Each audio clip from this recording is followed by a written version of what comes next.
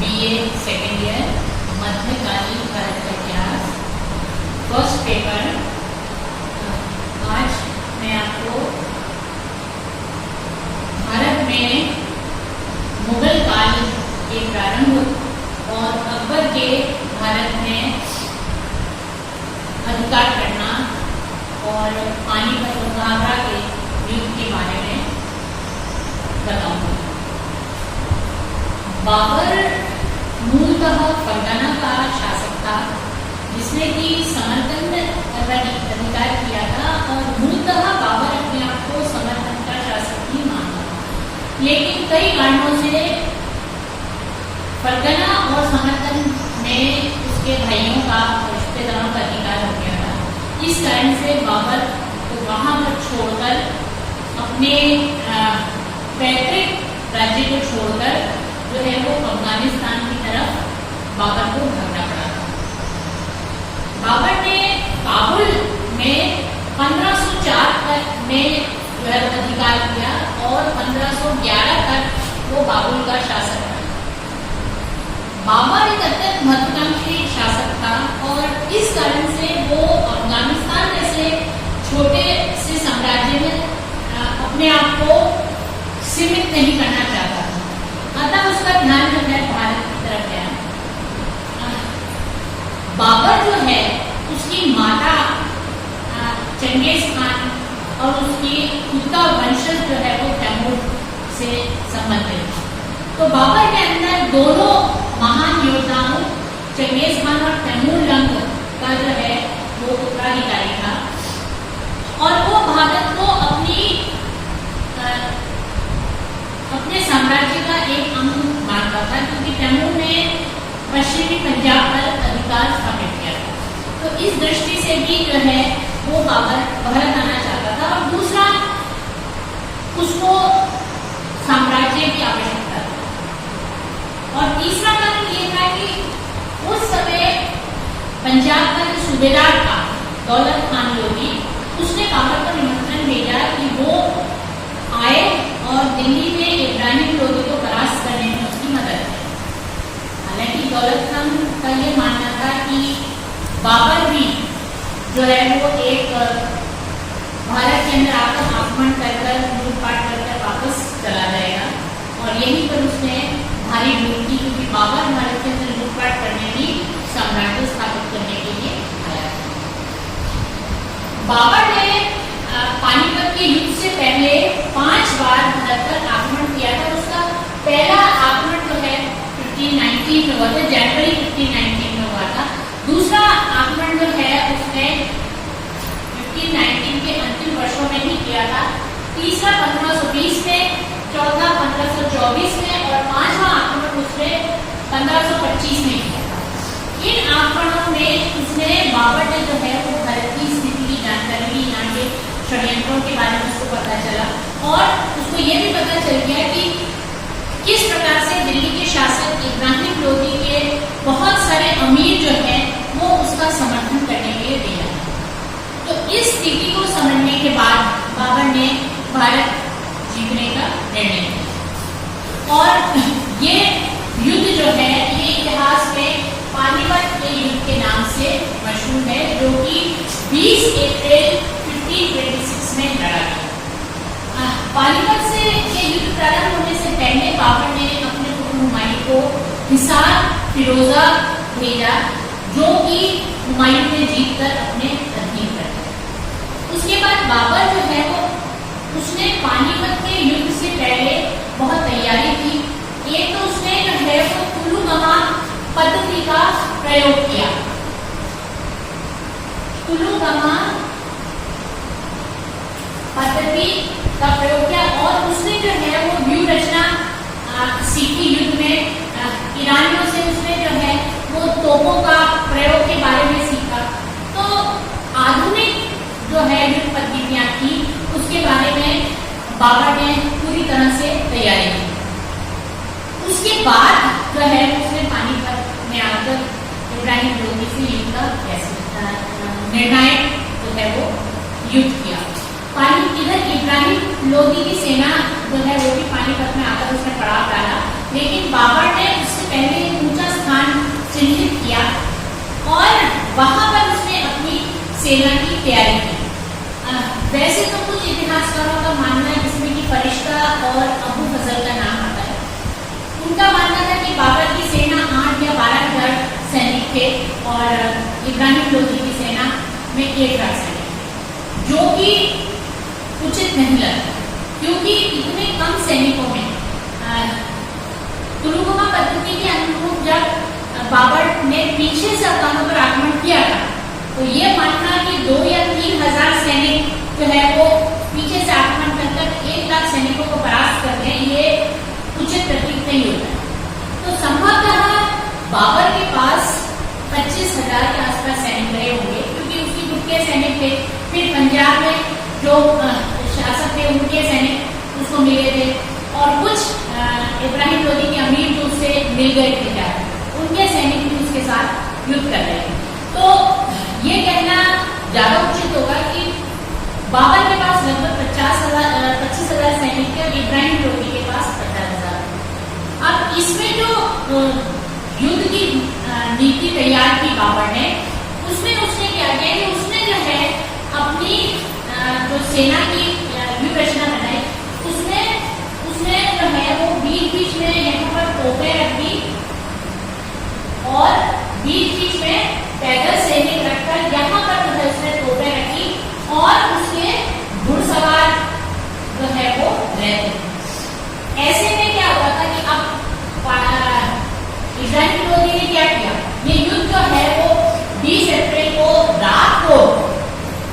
20 अप्रैल 1526 में रात को बाबर की सेना ने इब्राहिम लोदी के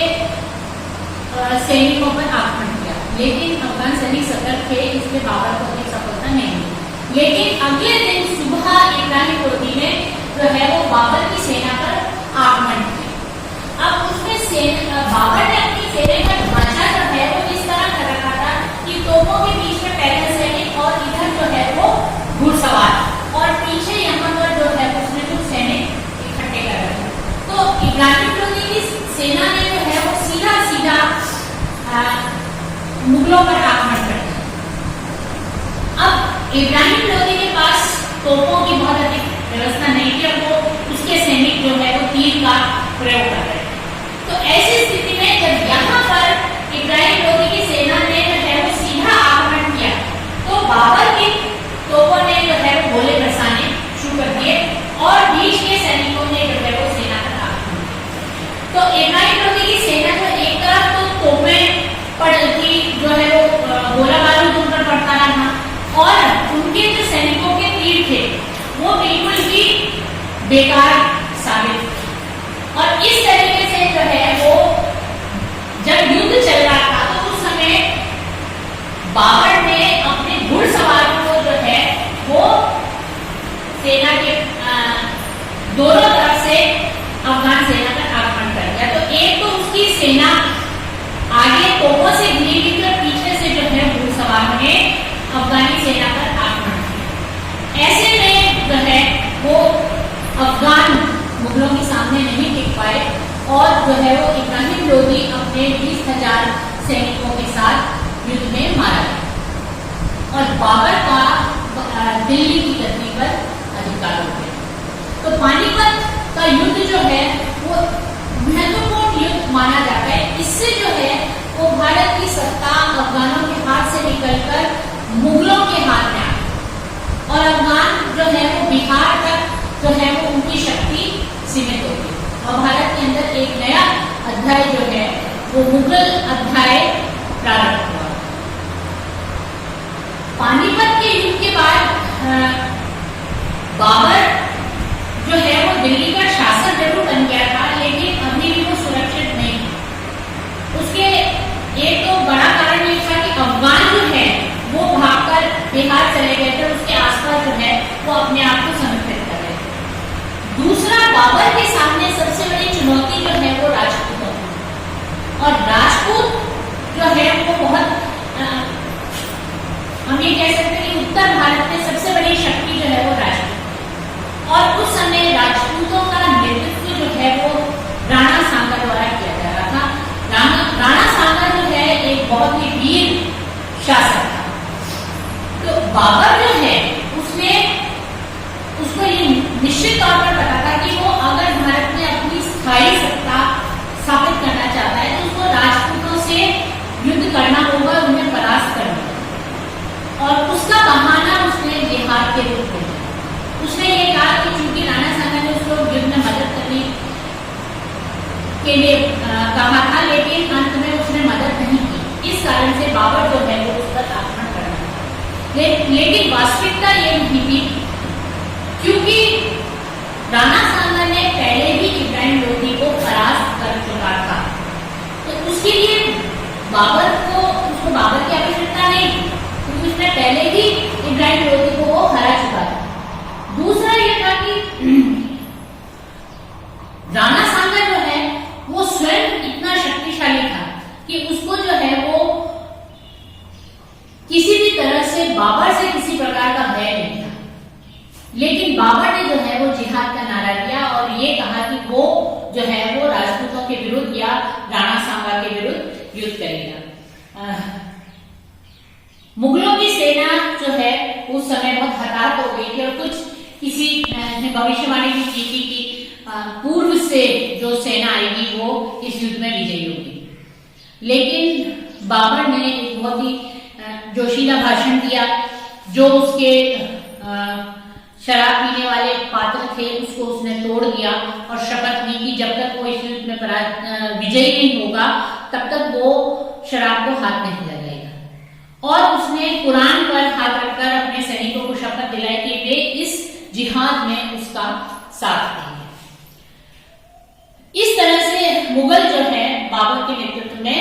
राजपूतों के विरुद्ध जो है वो संगठित होकर युद्ध के लिए तैयार हुए। और इधर राणा सांगा अपने अधीन जो राजपूत राज्य के शासक थे उनके साथ एक विशाल सेना लेकर जो है वो युद्ध के लिए बढ़ा। राणा सांगा जो है एक बहुत ही वीर योद्धा था, लेकिन दोनों के अंदर जो है वो फर्क ये था कि बाबर जो है वो जो खनवा का युद्ध जो 16 मार्च 1527 में लड़ा गया उसमें मुगल सैनिक और राजपूत सैनिक, अब इसमें जो है मुगल और राजपूत सैनिकों का जो फर्क था कि एक तो बाबर ने